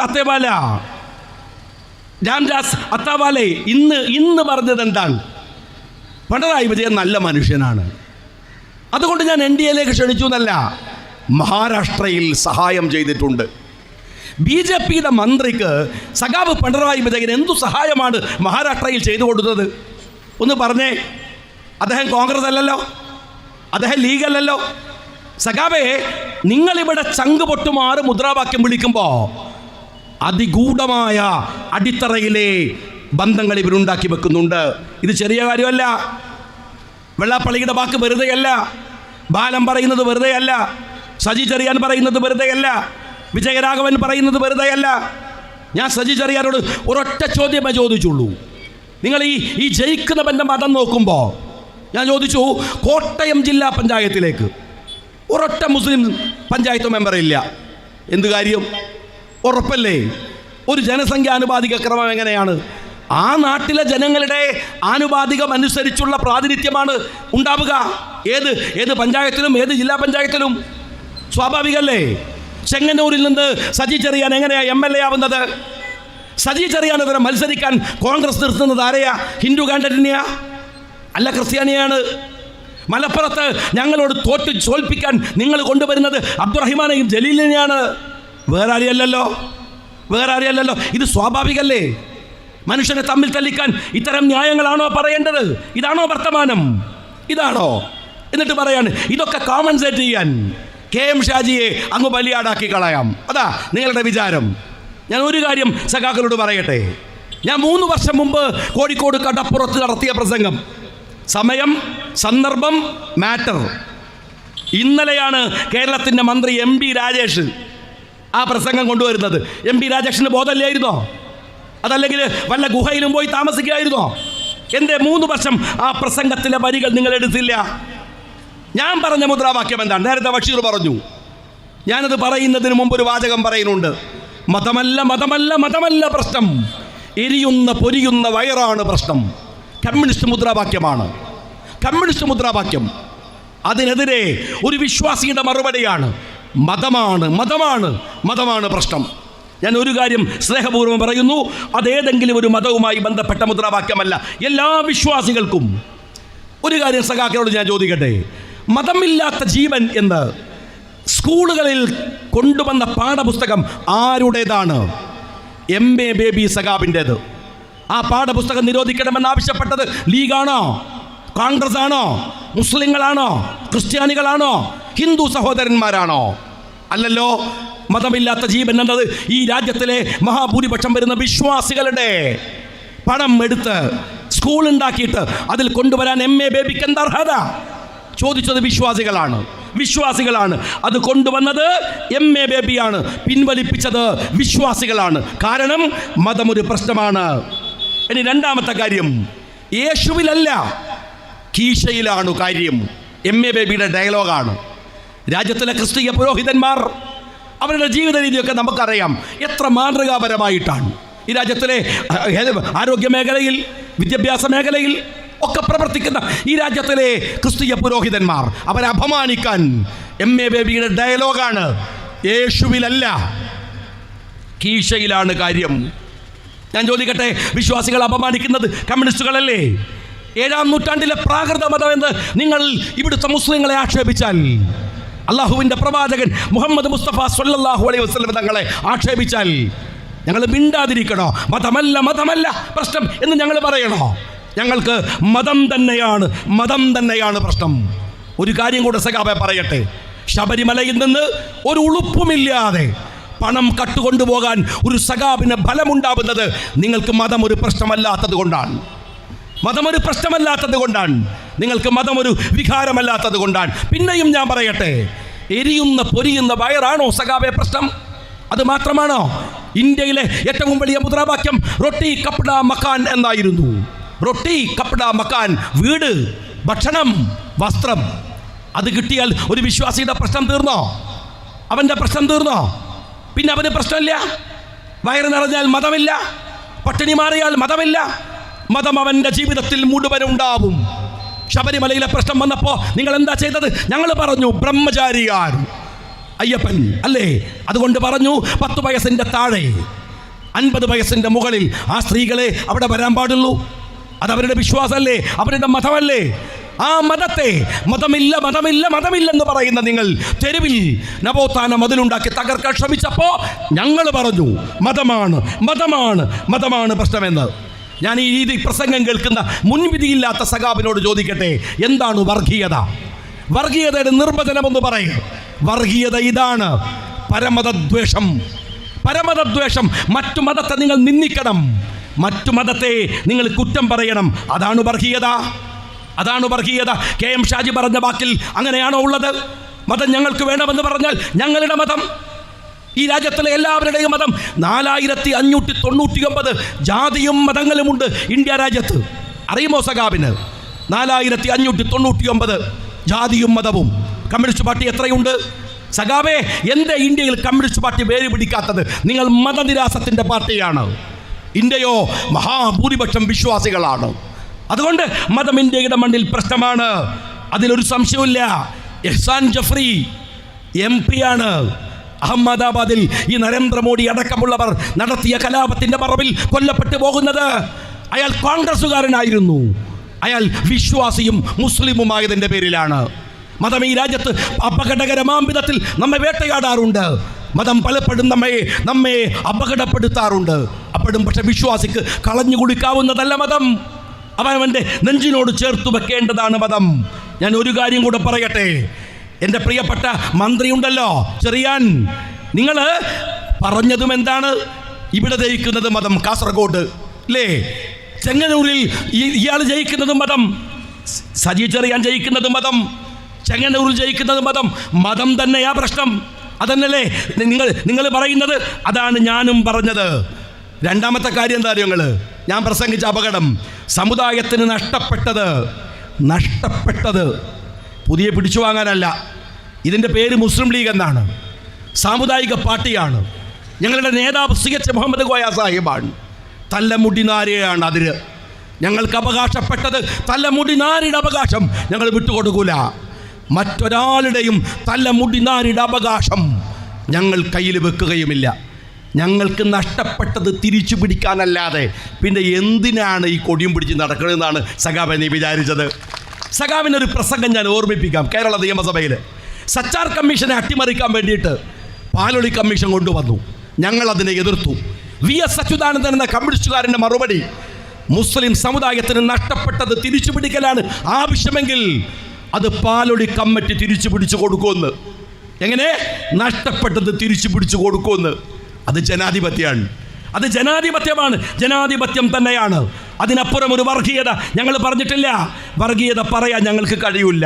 എന്നിട്ട് സഖാബ് കുഞ്ഞിക്കണ്ണൻ, ഈ നക്സലൈറ്റ് ആയിരുന്ന കുഞ്ഞിക്കണ്ണനോട് ഞാൻ പറയട്ടെ, അയാൾ എന്നെക്കുറിച്ച് പറഞ്ഞ രസം കാര്യങ്ങൾ. അയാൾ മോഡിയെ നന്നാക്കി പറഞ്ഞു. ഞാൻ മോഡിയെ നന്നാക്കി പറഞ്ഞു. അബ്ദുൽ നാസർ മദനിയെ ചീത്ത വിളിച്ചു. രണ്ടാമത്തെ വാക്ക് എന്താ അറിയാൾ? ഇയാൾ ഭയങ്കര വർഗീയവാദിയാണ്. അങ്ങനെയുള്ള മോദിനെ നന്നാക്കി പറഞ്ഞ വർഗീയവാദികൾ ഏതിലെങ്കിലും ഒന്ന് ഉറച്ചു കയറിയില്ലേ? ഏതെങ്കിലും ഒരു അഭിപ്രായത്തിൽ ഉറച്ചിക്കടോ? ഞാൻ മോദി ഭക്തനാണോ? RSSകാരനാണോ? മദനിയെ ചീത്ത വിളിച്ചാണ്. ഏതെങ്കിലും ഒന്നിൽ ഞാൻ അവരെ വിട്ടേക്ക്. MP രാജേഷും ഈ കുഞ്ഞുകടനൊക്കെ പോകട്ടെ. ഈ സ്വതന്ത്ര വേഷം കിട്ടിയ ചാനലുകാരില്ലേ, ആ ചാനലിനകത്തുള്ള പഴയ DYFIക്കാരോട് ഞാൻ പറയുള്ളൂ, പണി ചാനലിലും കൂലി AKG സെൻറ്ററിലും വാങ്ങുന്നുണ്ടെങ്കിൽ ജനങ്ങളുടെ മുമ്പിൽ പറയാൻ ഞങ്ങൾക്കൊരു മടിയില്ല. നിങ്ങൾ മനസ്സിലാക്കിക്കോ. നിങ്ങളുടെ ഈ സ്ട്രാറ്റജിസ്റ്റ് ഉണ്ടല്ലോ കണറേഷ് കുമാർ, അവൻ എഴുതി തരുന്നത് അതുപോലെ വായിച്ചിട്ട് ആളുകളെ വിഡ്ഢിയാക്കാമെന്നുണ്ടെങ്കിൽ നിന്റെ പത്രവും നിന്റെ ചാനലും വായിക്കുന്നതിനപ്പുറത്ത് സോഷ്യൽ മീഡിയകളിൽ പിൻബലമുള്ള ആളുകൾ UDFൻ്റെ ഭാഗത്തുണ്ട് എന്ന് ഓർത്താൽ മതി. നിങ്ങൾ അത് മനസ്സിലാക്കിയാൽ മതി. റിപ്പോർട്ടർ ചാനലിൽ ഞാൻ ഇൻ്റർവ്യൂ കൊടുത്തല്ലോ. മാന്യനായിരുന്നു ആ ജിമ്മി എന്ന് പറയുന്ന അദ്ദേഹം. എന്നോട് ചോദിച്ചു, ഞാൻ കൃത്യമായ ഉത്തരങ്ങൾ പറഞ്ഞു. എന്നാൽ അതേ ചാനലിനകത്ത് തന്നെ ഇരിക്കില്ലേ എന്നെ ആക്ഷേപിക്കാതെ ഒരുത്തൻ. അയാൾ ഇറങ്ങി പുറപ്പെട്ടാണ് ആക്ഷേപിക്കാൻ. എന്നെ കണ്ടാൽ അയാൾക്ക് കലിയാണ്. ഒരു ദിവസം എന്നെക്കുറിച്ച് ഇഞ്ചിയെക്കുറിച്ചുള്ള ചർച്ച 1 മണിക്കൂർ. ഇഞ്ചി അങ്ങനെയാണ്, ഈ ഷാജി അങ്ങനെയാണ്, ഇങ്ങനെ ഇഞ്ചി വിറ്റ് പൈസ ഉണ്ടാക്കിയത്. അവസാനം അതേ ചാനലിൻ്റെ മുതലാളി പറയാണ്, അന്ന് നമ്മൾ പറഞ്ഞ തെറ്റാണ്, കേരളത്തിൽ ഏറ്റവും കൂടുതൽ ടാക്സ് കൊടുക്കേണ്ട ഒരാൾ ഇഞ്ചി കച്ചവടം ചെയ്യുന്നവനാണ്. അതേ ചാനലിൽ നിന്നിട്ട് ഇയാൾ എൻ്റെ പേര് പറഞ്ഞില്ല, കേസ് വന്നേക്കുമെന്ന് ഭയന്നിട്ട്. പക്ഷേ ഞാൻ അയാളുടെ പേര് പറയൂല, പറയാണ്ട് തന്നെ നാട്ടുകാർക്ക് അറിയാം. തലയിൽ ഒരു രോമം പോലും മുളക്കാത്തത് കൊണ്ട് അയാൾ മൊട്ടയെന്ന് വിളിക്കും, തലക്കകത്തൊന്നുമില്ലാത്തത് കൊണ്ട് ചിലർ പൊട്ടനെന്നും വിളിക്കും. ഞാൻ അയാളോട് പറയട്ടെ, ഒരൊറ്റ കാര്യം ഞാൻ പറയുന്നുള്ളൂ. നിങ്ങൾ എന്നെ കടിച്ചു കീറാൻ വരുന്നതിന് മുമ്പ് നിങ്ങൾക്ക് ഈ പേപ്പർ കൊടുത്തയക്കുന്ന കിണറേഷൻ ഉണ്ടല്ലോ, അവനോട് ചോദിക്കും. ഒരൊറ്റ ദിവസം ഒരേപോലെ മറ്റൊരു ചാനലിൽ നിന്നിട്ട് ആരാണ് സനീഷും ഹർഷനും ഏകപക്ഷീയമായി തോന്നിയാൽ പറയാം, AKG സെൻറ്ററിൽ കൊടുക്കുന്ന വാറോല വെച്ചിട്ട്, എടോ ഞാൻ അഴീക്കോട് മത്സരിച്ച് 10 കൊല്ലം MLA ആയിട്ടാണ് രണ്ടാമത് മത്സരിക്കാൻ നോമിനേഷൻ കൊടുത്തത്, തോറ്റുപോയി നോമിനേഷൻ കൊടുത്തത്. പിന്നെ ഏത് കേസിൻ്റെ പേരിലാണ് ഷാജി MLA അല്ലാതായത്? നിങ്ങൾ കള്ളക്കേസ് ഉണ്ടാക്കി. കാരണം നികേഷ് കുമാറിനെയാണ് ഞാൻ എതിർത്തത്, അയാളെ ഞാൻ കിണറിൽ ഇറക്കിയ അയാൾക്ക് ദേഷ്യമായി എന്ന് ഞാൻ ഇതുവരെ പറഞ്ഞിട്ടില്ല. ഒരു സത്യം ഞാൻ പറയട്ടെ, അയാളെ കിണറിൽ ഇറക്കിയത് ഞാനാണ്, അയാൾ ഇറങ്ങിയല്ല. ഞാൻ ചുറ്റും അയാളുടെ കൂടെ ഉണ്ടായിരുന്ന 2-3 ആളെ വെച്ചിട്ട്, കാരണം ഇയാൾ ഒരു ഇലക്ഷൻ്റെ മര്യാദയൊന്നുമില്ല, ആ കിടങ്ങറാക്കി. അവിടെ വന്നിട്ട് മോർണിംഗ് വാക്ക്, നൂൺ വാക്ക് എന്നൊക്കെ പറഞ്ഞിട്ട് രാഷ്ട്രീയമല്ല, എന്തൊക്കെ ഗിമ്പിക്കുകൾ. എനിക്ക് അറിയായിരുന്നു ഇയാളൊന്ന് ശരിയാക്കാം. ഞാൻ 2-3 ആളോട് പറഞ്ഞു, വെള്ളം എടുക്കാരൻ ഒന്ന് ഇറങ്ങിയേക്കുകൾ, അതൊരു ട്രെൻഡാവും എന്ന് പറഞ്ഞു. ആ സാധു ഇറങ്ങിയതാണ്. 10 മിനിറ്റ് കൊണ്ട് ഞാനവിടെ ചെന്നിട്ട് വേറെ വീഡിയോ ഉണ്ടാക്കി. എന്തായാലും ഇറങ്ങാൻ കാരണം അറിയോ? പൊട്ടനാണ്. അല്ലെങ്കിൽ ഇറങ്ങുമോ? ആരെങ്കിലും കിണറ്റിൽ ഇറങ്ങി വെള്ളം എടുത്ത് ലോകത്ത് കണ്ടിട്ടുണ്ടോ? മരിക്കാൻ ചാടിയിട്ടുണ്ട്, കിണർ നന്നാക്കാൻ ഇറങ്ങിയിട്ടുണ്ട്. എടോ കിണറേഷ് ഞാൻ ഇറക്കിയതാണ്, അത് മനസ്സിലായിക്കോളൂ നിങ്ങൾ. കിണറിൽ ഇറക്കാൻ പറ്റിയിട്ടുണ്ടെങ്കിൽ അതിൻ്റെ ദേഷ്യം ഇങ്ങനെ കള്ളത്തരണ്ടാക്കലല്ല, അയാൾ ഉണ്ടാക്കിയ നോട്ടീസ് മുഴുവൻ കള്ളമാണ്. ആ നോട്ടീസിന് കോടതിയിൽ നിന്ന് അംഗീകാരം കിട്ടിയിട്ട് 10 കൊല്ലം MLA ആളാണ് ഞാൻ. എന്നിട്ട് ഈ പറയുന്ന സനീഷും ഹർഷനും സോഷ്യൽ മീഡിയയിൽ കമൻറ്റ് പറയണ പോലെ പറയാണ്, ഇയാൾ അന്ന് ഇലക്ഷന് ഞാൻ ഒരൊറ്റ കാര്യം പറയുന്നു, വെല്ലുവിളിക്കുന്നു. ആരെ? ഈ മൊട്ടയല്ല, അവൻ മാത്രമല്ല, സനീഷ് മാത്രമല്ല, ഹർഷ മാത്രമല്ല, AKG സെൻറ്ററിൻ്റെ ശമ്പളം പറ്റുന്ന ധൈര്യമുള്ള 100 പേരുണ്ടെങ്കിൽ വാ, ഞാൻ ഒറ്റക്ക് മതി. ഒരു സംവാദം നടത്തും നിങ്ങൾ. അത് ചാനൽ മുറിയിൽ പറ്റൂല, കാഞ്ഞങ്ങാട് ഇവിടെ സ്റ്റേജ് കെട്ടാം. KM ഷാജിയുടെ നാവിൽ നിന്ന് മറ്റേതെങ്കിലും ഒരു മതത്തെ ആക്ഷേപിക്കുന്ന ഒരു വാക്ക് തെളിയിക്കാൻ നിങ്ങൾക്ക് കഴിഞ്ഞാൽ പരസ്യമായി മാപ്പ് പറഞ്ഞ് ഞാൻ വരും നിങ്ങളുടെ അടുത്ത്, പരസ്യമായിട്ട് മാപ്പ് പറഞ്ഞിട്ട്. അത് ചാനൽ മുറിയിൽ ഏകപക്ഷീയമായി സംസാരിച്ചാൽ പോരാ, അവിടെ ഇരുന്ന ചോദിക്കാൻ ആളുണ്ടാവില്ല. ഞാൻ ചോദിക്കാതിരിക്കും, ചാനൽ മുറിയിൽ വരൂല. നിങ്ങൾ കട്ട് ചെയ്യും, പുറത്തു വാ, തെരുവിൽ വാ, ജനങ്ങളുടെ മുമ്പിൽ വാ. അവിടെ ചോദിക്കാൻ ആളില്ല എന്ന് വെച്ചിട്ട് ധൈര്യം കാണിച്ചിട്ട് കാര്യമില്ല. ഞാൻ നിങ്ങളോട് പറയുന്നു, നിങ്ങൾ പറഞ്ഞ കേസ് ഇതുപോലല്ലേ അഴിമതി കേസ് പറഞ്ഞത്? എന്തേടോ ചാനലിൽ KM ഷാജിയുടെ 25 ലക്ഷം രൂപ പറയാത്തത്? വീട് റൈഡ് ചെയ്തത് പറയാത്തത്? എന്നെ ED ചോദ്യം ചെയ്തത് പറയാത്തത്? കോടതി വലിച്ചെറിഞ്ഞതാണ്. അറിയോ നിങ്ങൾ? എൻ്റെ വീട്ടിൽ നിന്ന് പൈസ പിടിച്ചു എന്നാണ് തെരഞ്ഞെടുപ്പിൻ്റെ പിറ്റേ ദിവസം. ആ പണം KM ഷാജിയുടെ സേഫിൽ തിരിച്ചു കൊണ്ടുപോയി വെച്ചിട്ടുണ്ട് എൻ്റെ പിണറായി വിജയൻ്റെ പോലീസ്. കേരളത്തിൽ ഒരു രാഷ്ട്രീയക്കാരനെ കൊടുത്തിട്ടില്ല. എടോ EDയുടെ കേസ് എല്ലാവരുടെ പേരിലുണ്ട്, എൻ്റെ പേരിലുള്ള കേസ് നിൽക്കൂല, സുപ്രീം കോടതി വലിച്ചെറിഞ്ഞതാണ്. എന്നിട്ട് ആക്ഷേപിക്കാൻ വരിക. ഒരു കാര്യം ഓർത്തോ, നിങ്ങൾ വിചാരിക്കുന്ന ഗണത്തിൽ 4 ചാനലിനെ കൂട്ടുപിടിച്ചിട്ട് എന്നെ ശരിയാക്കാൻ വിചാരിച്ചാൽ നടക്കണ സൈസ് അല്ല എന്ന് ഉറപ്പിച്ച് വെച്ചോ. നിങ്ങൾ ആ കളി നിങ്ങൾ വേറെ കളിച്ചോളണം. എൻ്റെ അടുത്തല്ല വേണ്ടത്. ഒരു കാര്യം മാത്രമേ ഞാൻ പറയുള്ളൂ. എന്തൊക്കെയാണ് വിളിക്കണത്? ആദ്യം പറയാം ഇവൻ കുമ്മനം ഷാജിയാണ്, പിന്നെ പറയാം മോദി ഭക്തനാണ്, പിന്നെ പറയും വേറൊരുത്തൻ ഇതൊക്കെ പറഞ്ഞിട്ട് പിന്നെ പറയാണ് ഇവൻ ഭയങ്കര വർഗീയവാദിയാണ്, മുസ്ലിം വർഗീയവാദിയാണ്. അത് കഴിഞ്ഞിട്ട് വേറൊരുത്തൻ പറയാണ് ഏയ് ഇവൻ പണ്ഡിതന്മാരെ ചീത്ത പറയുന്ന ഹമുക്കാണ്. അപ്പം ഞാൻ പിന്നെ എന്തടോ, ഇസ്ലാമിലും ഇല്ല, അതും പോയോ? ഇതിനകത്തില്ല. നിങ്ങൾ എന്ത് തരത്തിലാണ് ആക്ഷേപം? നിങ്ങൾക്ക് വിഷമമുണ്ട്, വിഷമിച്ചിട്ട് കാര്യമില്ല. റൂഹ് പോകുന്നത് വരെ നിൻ്റെ നെറികേടുകൾക്കെതിരെ സംസാരിച്ചു കൊണ്ട് തന്നെ നിൽക്കും. വളയാത്ത നട്ടല്ലുയർത്തി പിടിച്ചു പറയും. ഞങ്ങളൊക്കെ ആവേശം കൊണ്ടത് ഒളിവീടുകളിൽ പോയി നിൽക്കുന്ന AKGയിൽ നിന്നല്ല, നെഞ്ചു പിരിച്ചു കേരളത്തിൻ്റെ മുമ്പിൽ നിന്ന് CH മുഹമ്മദ് കോയ സാഹിബിൽ നിന്നാണ്. ഞങ്ങൾ ആവേശം കൊള്ളുന്നത് അവരിൽ നിന്നാണ്. ഞാനിവിടെ ഉണ്ടാവും, ധൈര്യം ഉണ്ടെങ്കിൽ വാ. എൻ്റെ CPMകാരാ നാശത്തിലേക്കുള്ള പോക്കാണ്. MA ബേബിക്ക് അത് മനസ്സിലായി. അയാൾ ഓൾ ഇന്ത്യ സെക്രട്ടറിയാണ്. അതുകൊണ്ടാണ് അയാൾ വീട്ടിൽ കയറി പാത്രം കഴുകി മോഡൽ കാണിച്ചത്. കാരണം എന്താണെന്നറിയോ, 35 കൊല്ലം ഭരിച്ച ബംഗാളിൽ നിന്നും ത്രിപുരയിൽ നിന്നൊക്കെ ആൾക്കാർ വന്നിട്ടാണ് ഇവിടെ പൊറാട്ടയും ഹോട്ടലിലെ പാത്രം കഴുകുക നടക്കുന്നത്. അതിൻ്റെ ട്രെയിനിങ് ആണ്. ഈ പണികൾ ചെയ്യേണ്ടിയിരുന്നു MA ബേബി കാണിച്ചെന്നാണ്. അത് മനസ്സിലാക്കിയാൽ മതി. അതുകൊണ്ട് ആ രാഷ്ട്രീയം അവിടെ വെച്ചാൽ മതി. നിങ്ങളുടെ വൃത്തികെട്ട വർഗീയതയുടെ രാഷ്ട്രീയത്തിലേക്ക് എന്നെ ചേർത്ത് വെക്കാമെന്ന് വിചാരിക്കുന്നുണ്ടെങ്കിൽ പിന്നെ ഒരു കാര്യം കൂടെ പറയട്ടെ. എന്താണ് സജി ചെറിയ മാപ്പ് പറഞ്ഞു. കാരണം അയാൾ വർഗീയത പറഞ്ഞാണ്. ഞാൻ മാപ്പ് പറയാം. എങ്ങനെ? മതമല്ല മതമല്ല മതമല്ല മതമാണ് മതമാണ് മതമാണ് പ്രശ്നം എന്ന് പറഞ്ഞു അല്ലേ? അപ്പോൾ തിരിച്ച് പറയണത് എന്താണ്? മതമല്ല മതമല്ല മതമല്ല പ്രശ്നം എന്നല്ലേ പറയേണ്ടത്? പോയി പണി നോക്കണോ.